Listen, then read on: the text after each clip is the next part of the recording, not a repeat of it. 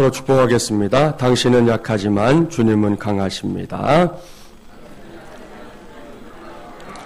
오늘도 에베네셀의 하나님을 만납시다. 할렐루야. 오늘은 이제 8차 특세의 8번째 시간입니다. 오늘은 전성기의 사울왕이라는 제목으로 하나님의 말씀을 전하도록 하겠습니다. 오늘 우리가 만나볼 사람은 이스라엘의 초대 왕이었던 사울입니다. 대부분의 그리스도인들이 사울하면 떠올리게 되는 것이 이제 하나같이 부정적인 이미지들 뿐입니다. 제일 먼저 떠오르는 거 아시죠? 사울이 질투에 눈이 멀어서 끝까지 다윗을 죽이려고 하고 또 괴롭혔다는 사실 다 알고 있을 겁니다. 다윗의 입장에서 보면 치를 떨 일이고요. 또 꿈에서라도 볼까 무서운 사람이 바로 사울이었습니다. 그뿐이 아니죠. 사사건건 하나님의 뜻을 거역하고 또 제멋대로 구는 데에 앞장섰던 사람도 사울이었습니다. 이것이 우리가 알고 있는 사울왕의 모습입니다. 매우 부정적입니다. 배울 것이라고는 단 한 가지도 없는 그런 모습이지요. 오늘 그 사울왕에 관한 말씀을 살펴보려고 하는데요. 오늘은 제가 먼저 당부할 것이 있습니다. 그것은 사울왕에 대한 지금까지 우리가 갖고 있는 이 부정적인 시각을 오늘은 조금 거두어 달라 하는 것입니다. 왜냐하면 사울이라는 사람이 처음부터 그렇게 고약한 인물은 아니었기 때문입니다. 오늘 쭉 살펴보겠지만 사울이 왕이 되던 그 시절이 사울에게 그렇게 좋기만 했던 것은 아닙니다. 여러 가지로 어려움이 많았습니다. 생각해 보십시오. 전에는 없었던 왕을 세우는 일입니다. 그게 누구나 환영하는 일은 아니었다는 것이죠. 오늘 말씀도 읽어보셨지만 이미 왕이 됐는데도 밭에 나가서 농사하고 있어요, 사울이. 그만큼 당시에 이 왕정제도라는 것 자체가 이스라엘에서는 아직 익숙하지 않은, 아직도 많이 갈 길이 남아있는 그런 일이었다 하는 것입니다. 오늘 봉독했던 말씀 바로 앞에 있는 사무엘상 10장 25절부터 27절까지의 말씀에는 더 구체적인 예가 나오고 있어요. 자, 10장 25절부터 27절 한번 봉독해 볼까요? 사무엘이 나라의 제도를 백성에게 말하고 책에 기록하여 여호와 앞에 두고 모든 백성을 각기 집으로 보내매 사울도 기브와 자기 집으로 갈 때에 마음이 하나님께 감동된 유력한 자들과 함께 갔느니라. 어떤 불량배는 이르되 이 사람이 어떻게 우리를 구원하겠느냐 하고 멸시하며 예물을 바치지 아니하였으나 그는 잠잠하였더라. 보십시오. 사무엘 시대에 이스라엘에서 왕정제도가 본격적으로 실시되고 있는데요. 당시에 사울도 자신이 왕이 되었다는 사실을 잘 믿지 못할 정도였고요. 아무튼 왕이 즉위식이 끝나서 이제 사울이 자기 집으로 돌아갔는데 오늘 말씀 보세요. 백성들 가운데 일부 사람들은 사울을 자신들의 왕이라고 인정할 수 없다. 그렇게 버텼다는 것입니다. 사울을 우습게 본 것이죠. 이 사울이 어떻게 우리를 구원하겠느냐? 그러고 있는 거예요. 그리고 더불어 그들은 왕인 사울에게 예물도 바치지 않았다 말합니다. 이것이 사울이 왕위에 등극하면서 겪었던 첫 번째 어려움입니다. 이렇게 반대자들이 있었지만 사울은 이 일에 대해서 즉각적인 반응을 피했습니다. 성경은 그가 잠잠했다 기록하고 있습니다. 그러고 나서 이제 오늘 본문의 사건이 이제 벌어지는 것인데요. 무슨 일이 벌어졌는지 보겠습니다. 본문 1절부터 3절까지의 말씀 함께 봉독합니다. 1절부터 3절입니다. 암몬 사람 나하스가 올라와서 길르앗 야베스에 맞서 진침해 야베스 모든 사람들이 나하스에게 이르되 우리와 언약하자. 그리하면 우리가 너를 섬기리라 하니 암몬 사람 나하스가 그들에게 이르되 내가 너희 오른 눈을 다 빼야 너희와 언약하리라. 내가 온 이스라엘을 이같이 모욕하리라. 야베스 장로들이 그에게 이르되 우리에게 이레 동안 말미를 주어 우리가 이스라엘 온 지역에 전령들을 보내게 하라. 만일 우리를 구원할 자가 없으면 내게 나아가리라 하니라. 암몬 족속 가운데 나하스라는 사람이 이스라엘의 영토에 속해 있는 길르앗 야베스로 쳐들어왔습니다. 그는 당장이라도 야베스 사람들을 다 죽일 기세입니다. 야베스에 거하던 이스라엘 백성들은 그러한 나하스가 두려웠습니다. 그래서 스스로 나하스를 섬기는 종이 되겠다 자청하고 있습니다. 그랬더니 이 나하스가 뭐라고 합니까? 내가 너희 오른 눈을 다 빼야만 너희와 언약하리라. 내가 이스라엘을 다 모욕하리라. 그렇게 말합니다. 그야말로 고약하기 짝이 없는 인간입니다. 여기서 이 오른쪽 눈을 빼라고 요구하는 것에 대해서 유대인 역사가였던 요세푸스는 이런 설명을 합니다. 당시 용사들의 이 왼쪽 눈은 자신의 방패에 의해서 이렇게 시야를 가리고 있었기 때문에 실제로 오른쪽 눈으로만 전방을 볼 수 있었다는 것이죠. 따라서 오른쪽 눈을 실명하게 되면 그들은 당장 전투 기능을 상실할 수밖에 없었던 것입니다. 이런 이유 때문에 나하스는 아주 고약한 요구를 하고 있는 것입니다. 여기서 우리는 자신의 힘만 믿고 나 아닌 다른 사람들을 멸시하고 또 함부로 대하는 고약한 인생의 모습을 보게 됩니다. 사랑하는 새벽용사 여러분, 이래서는 안 되는 것이죠. 언젠가 말씀드린 대로 다른 사람보다 내가 더 가진 것이 있다면 그것은 사명이다 하는 것을 기억해야 합니다. 그게 힘이든지 지식이든지 물질이든지 무엇이든지 마찬가지입니다. 다른 사람에게 없는 그 무엇이 내게 있다면 그것은 내가 내 인생을 걸고 감당해내야 할 사명인 것입니다. 그런데 이 세상에는 다른 사람보다 내가 더 가진 것을 사명으로 여기기보다는 그것을 이제 우월의식을 갖는 발판으로 삼는 사람들이 더 많습니다. 그래서 무엇이든 조금만 더 가지고 있으면 그것을 의수되지 못해서 안달하는 사람들 많아요. 요즘 계속해서 갑질 논란 때문에 온 나라가 시끌벅적할 때가 많은데요. 사실 따지고 보면 별것도 아닌 것 가지고 목과 어깨에 깁스를 하고 다니는 사람들이 정말로 적지 않은 시대에 우리가 살고 있습니다. 마땅히 내세울 게 없으니까 그런지도 모르겠어요. 교회 안에서 직분을 받는다는 것도 마찬가지입니다. 하나님께서는 교회 안에 목사를 비롯해서 장로, 권사, 집사 등등의 직분으로 사람을 세우셨습니다. 그 직분은 그저 부르기 좋으라고 허락한 직분이 아니지요. 마땅히 부를 호칭이 없어서 준 직분이 아닙니다. 사람들 앞에서 어깨에 힘이나 주고 자신이 감당해야 할 사명에는 무관심하라고 준 직분이 아니라는 것입니다. 잊지 마십시오. 종종 직분을 받고 나면 다 끝났다 이렇게 착각하는 사람들이 있는데요. 그건 정말로 착각입니다. 잊지 마십시오. 그냥 상투적으로 잊지 말라는 말씀이 아니에요. 가슴 절절히 생각하면서 잊지 말아야 합니다. 하나님께서는 그 모든 직분들을 통해 감당하게 할 사명이 있어서 그들을 세우신 것입니다. 그런데 그러한 하나님의 뜻에는 아랑곳하지 않고 그저 풀리는 직분, 이런 직분, 저런 직분, 풀리는 그것만으로 만족해하는 사람들이 꼭 있다는 것이죠. 이것은 하나님께서 주신 사명이 무엇인지 전혀 알지 못하는 무지함에서 나오는 태도입니다. 사랑하는 새벽용사 여러분, 우리 모든 나하스처럼 자신이 가진 힘을 갖고 다른 사람들을 누르는 데 쓰면 안 됩니다.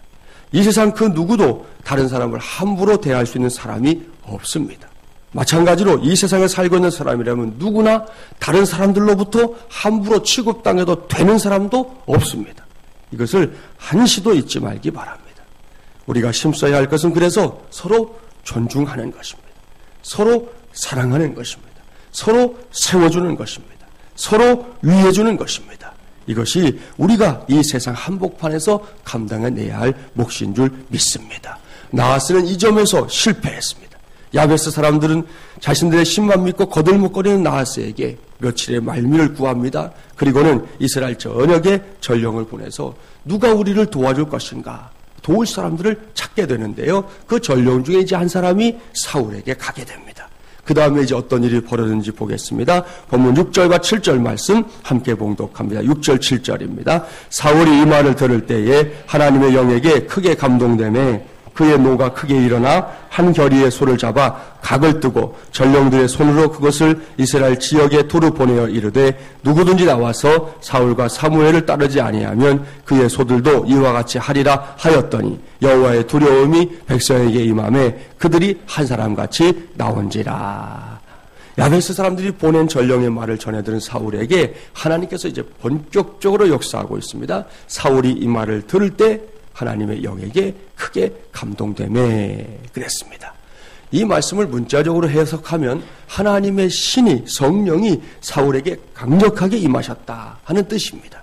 무슨 말씀입니까? 이는 곧 사울이 하나님의 손에 붙잡혀서 하나님의 일을 감당할 만한 능력의 사람이 되어 버렸다는 뜻입니다.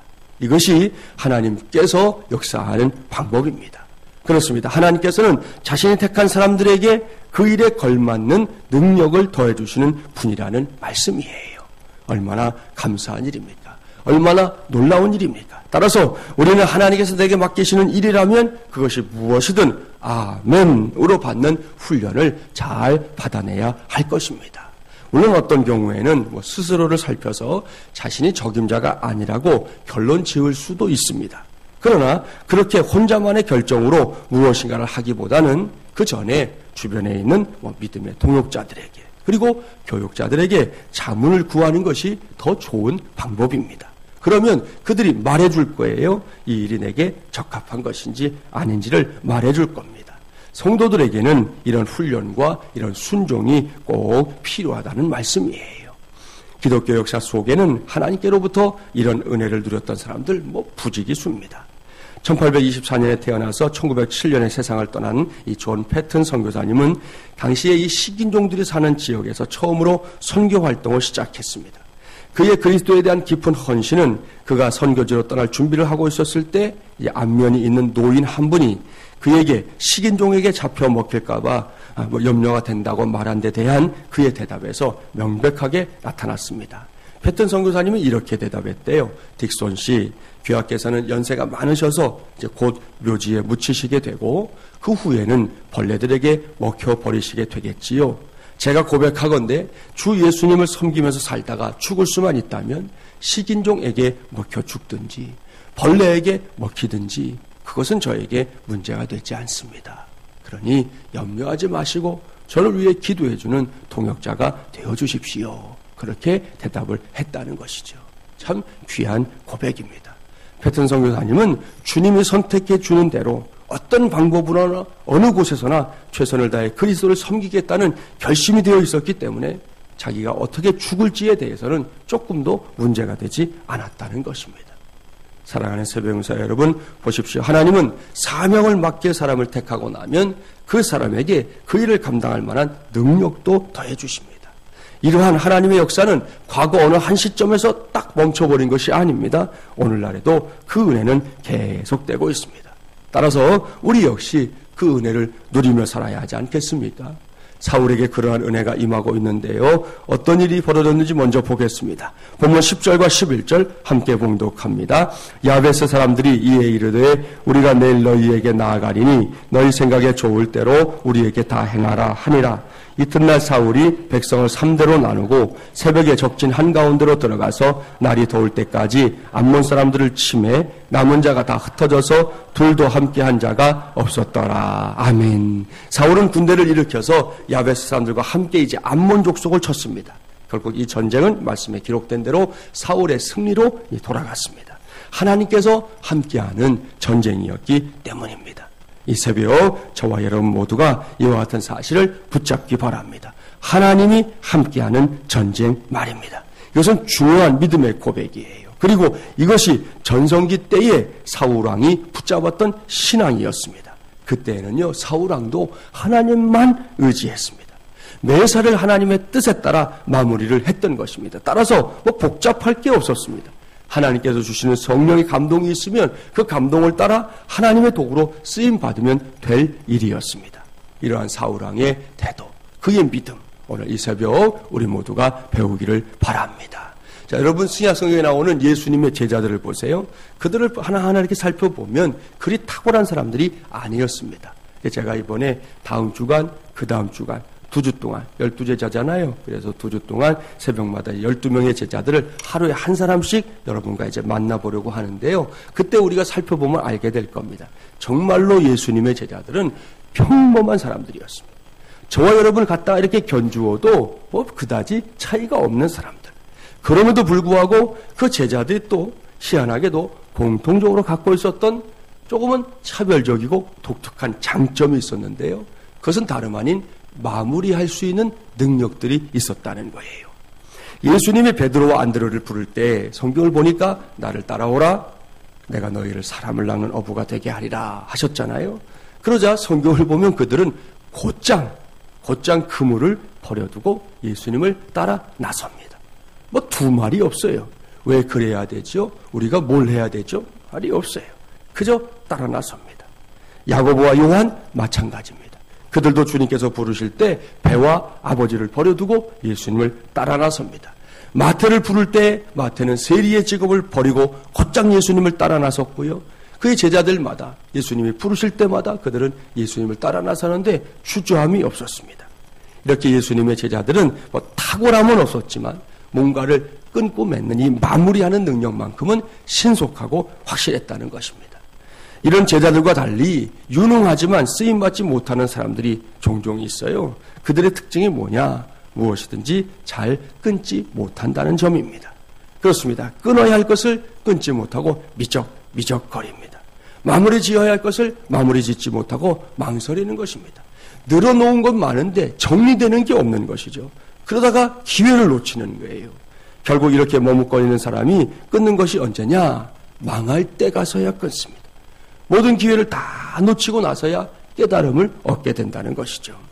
그렇기 때문에 다시 말씀드립니다. 저와 여러분 신앙생활 하는 동안 필요할 때 끊는 것을 잘 해야 합니다. 이 팩 맥락 안에 바보들은 항상 결심만 한다라는 책이 있어요. 제목만 들어봐도 의미를 아시겠죠? 바보의 특징이 뭐냐? 결심은 하는데 행동하지 않는다는 거. 오늘도 결심했어요. 근데 행동하지 않는 거. 이 결심하다에 해당하는 영어 decide라는 단어의 유래가 있어요. 먼저 이 D는 어디로부터 from이라는 뜻을 갖고 있고요. 이 side는 cut, 여러분 머리 컷하러 가시죠? 이 자르다라는 뜻을 가지고 있습니다. 그러니까 결심이 뭐냐? 무엇으로부터 잘라내다. 그게 결심한다는 의미예요. 주먹 불끈 쥐는 게 결심이야. 어금니 꽉 깨무는 게 결심이 아니라 무엇으로부터 잘라내는 게 결심이에요. 다른 선택의 가능성을 잘라내고 이제 하나에 집중하는 것. 그것을 결심이다. 그렇게 표현한다는 겁니다. 그래서 결심은 이 칼과 같을 필요가 있는 것이죠. 어설픈 것은 과감히 잘라내야 합니다. 어정쩡한 습관들 있잖아요. 그거 잘라내야 합니다. 이것도 하고 저것도 한다는 사람은 이미 결심한 게 아니라는 것이죠. 자, 예를 들어서 요즘 우리가 새벽 기도 하고 있으니까 새벽에 사람이 돼야겠다. 설교를 듣거든 혹은 주변 사람들을 도전을 받아서든 결심을 딱 하고 나면 여러분 너무 지나치게 사람을 많이 만나는 것도 좀 그 기간 동안 이렇게 잘라내야 됩니다. 뭐 재미난 영화, 드라마 있어요? 요즘 드라마 뭐가 재밌는지 모르겠지만 아무튼 여러분 그거 늦게까지 보는 것을 잘라내야 합니다. 요즘은 드라마를 왜 이렇게 많이 하죠? 예전에는 그저 하루에 하나 정도 밤에 한 것 같아요. 요즘은 뭐 2개씩 하고 3개씩 하고 막 이러잖아요. 그것도 또 이제 MBC, SBS, KBS만이 아니에요. 뭐 또 다른 채널로 가니까 뭐 또 드라마를 또 막 해요. 뭐 저는 그 제대로 보지도 못하는데 얼마 전에니까 뭐 유명했던 게 있다면서 미생인가요? 뭐 그 드라마가 또 전 국민이 봤대요. 뭐 응답하라 199 뭐죠? 몇이에요? 1994예요? 저는 한 번도 본 적 없어요, 그거를. 근데 그게 엄청나게 인기를 끌어가지고 그 드라마에 나왔던 사람들이 막 CF에 등장하고 막 이렇게 되더라고요. 아무튼 요즘은 드라마가 막 홍수처럼 넘치는 시대가 됐어요. 그런 거 다 보고 새벽에 올라니까 둘 중에 하나예요. 못 오든지 오면 눈이 볼거든지 둘 중에 하나라고요. 그거 다 하면서 할 수 없는 거라는 거죠. 자신이 없으면 뭔가를 정리해야 되는데 정리는 하지 않고 그렇게 해보겠다고 해가지고서는 할 수 있는 게 없다라는 것입니다. 또 뭐 스마트폰 붙잡고 컴퓨터 앞에 앉아서 밤늦게까지 들락달락 하는 거 잘라내야만 그렇게 하는 마무리하는 능력이 있어야만 뭔가를 해도 할 수 있다는 것이죠. 사울왕의 전성기가 그랬습니다. 사울은 오늘 말씀 보니까 성령의 감동을 받는 것 외에 다른 그 어떤 것에도 관심을 갖지 않았습니다. 하나님 외에 다른 가능성들은 다 잘라냈던 것입니다. 그랬더니 거기에 승리가 임했습니다. 마침내 사울왕이 온 이스라엘의 왕이라는 사실을 이제 백성들이 스스로 다 각인하는 계기가 되었어요. 진짜 우리 왕이네. 사울이 정말로 우리의 왕이었구나 하는 것을 온 이스라엘이 알고 그를 왕으로 섬기는 출발점이 바로 오늘 주신 말씀이었다는 것입니다. 이제는 저와 여러분의 차례입니다. 바라기는 저도 여러분도 날마다 전성기의 삶을 살게 되기를 바랍니다. 날이 가고 해가 갈수록 더욱 뚜렷한 전성기를 구가하는 저와 여러분 또 우리 마중물연합교회가 되기를 바랍니다. 그러려면 다른 길이 없다는 것이죠. 하나님 외에 다른 가능성은 다 잘라내는 것입니다. 하나님이 최우선이 되게 하자는 말씀입니다. 우리 아이들도 그것을 배워야 합니다. 우리 청년들도 그것을 배워야 합니다. 저와 여러분도 우리 노년에 계신 어르신들도 이것을 배워야 합니다. 그래야 할 때 하나님께서도 저와 여러분에게 전성기의 삶을 허락하실 줄 믿습니다. 그 믿음으로 오늘도 계속해서 승리의 길을 걸어가는 우리 모든 새벽무사들이 되기를 주님의 이름으로 간절히 축원합니다.